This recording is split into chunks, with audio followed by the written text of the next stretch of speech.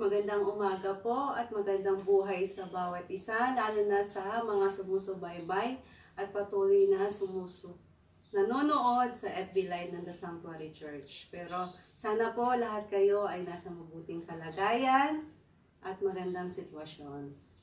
Bago po ako mag-start, tayo po muna ay manalangin sa ating Panginoon Diyos. Let's pray. Lord Jesus, marami pong salamat sa panibagong buhay na patuloy mong pinagkakaloob sa bawat isa.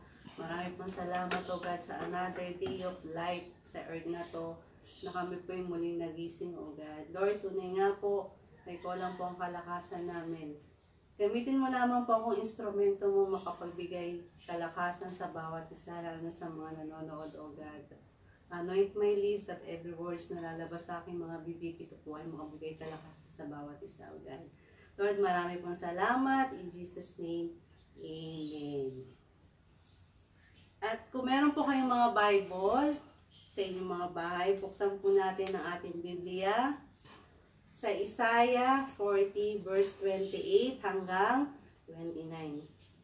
Sabi po sa Isaiah 40 verse 28, 28, how does not know, how does not heard, that the everlasting God, the Lord, the Creator of the ends of the earth, fainted not, neither is weary, there is no searching of his understanding. 29, he giveth power to the faint, and to them that have no might, he increases strength.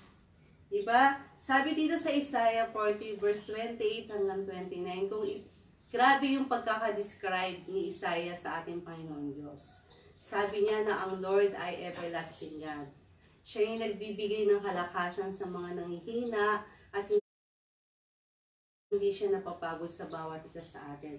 Pero itong pagka-describe ni Isaiah ay nababaliwala sa mundo nating nararanasan ngayon. Bago pa sumapit yung pandemic na crisis na kinakaharap natin ngayon, araw-araw na tayong sumaharap sa mga problema. Minsan yung time na napapagod na tayo,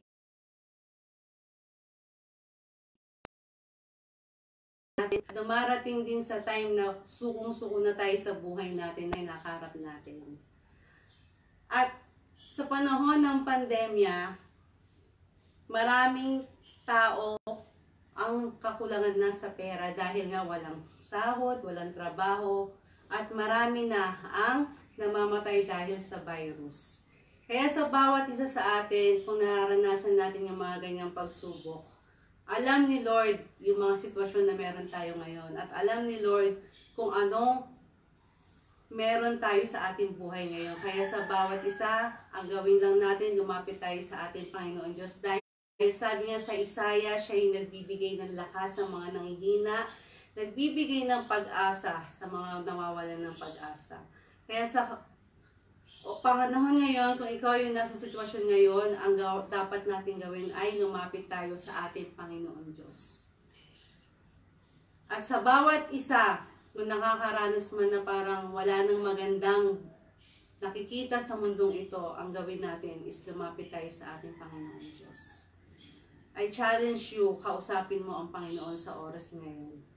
Lumapit ka lang sa Kanya at huwag nating hayaan na yung mga bagay na yan ang makapagpahina sa bawat isa. Dahil ang Diyos, hindi siya nagtitipid, hindi niya tayo pababayaan. Nakalimutan lang natin talaga yung goodness na ginawa sa atin ng ating Panginoon Diyos.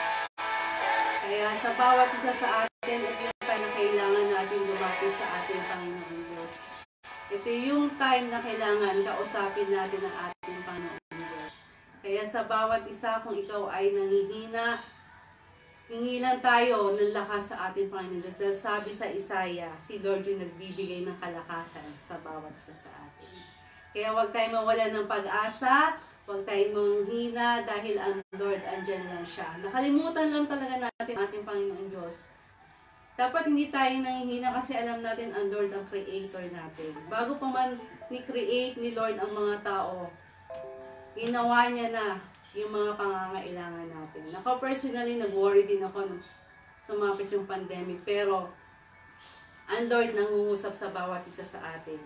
Kaya sa oras na to, kausapin natin ang ating Panginoon Diyos. Siya lang ang pag-asa. Kontrolado niya lahat na nangyayari sa mundong ito.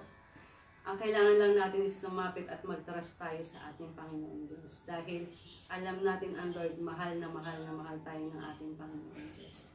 Kaya sa bawat isa, sana makapagbigay itong inspirasyon, kalakasan sa lahat ng mga nakikinig. Lalo na yung mga sumusubaybay sa FB Live ng The Sanctuary Church. Yun lang po. Maraming salamat po at tayo po ay manalangin. Panginoon Diyos, maraming pong salamat o God sa pag-deliver ng iyong salita. Nawa ito po ay makapagbigay kalakasan sa bawat isa na nangangailangan ng God ng kalakasan sa mga nawawalan ng pag-asa o God. At Lord Jesus, I pray sa naghahanap ng kasagutan sa kanilang mga problema, ikaw pong patuloy magbigay ng kasagutan o God. Sa mga taong kailangan ng special needs, Lord, ikaw pong patuloy na ibigay yung special touch na kailangan nila, O God. Lord, bless mo ang bawat isa. Keep us safe, O God, until we are gathered together again. Hanggang sa magbalik, O God. Kung magbabalik pa, Lord, yung normal, O God, Jesus. Kay Lord, wala po kami magagawa. Ikaw lang po yung pag-asa namin. Nasa ilang po, Lord Jesus, ang kaligtasan namin. Ikaw po ang taga-provide ng mga pangangailangan namin. Kaya maraming salamat. Abutin mo, Lord God, ang bawat isa.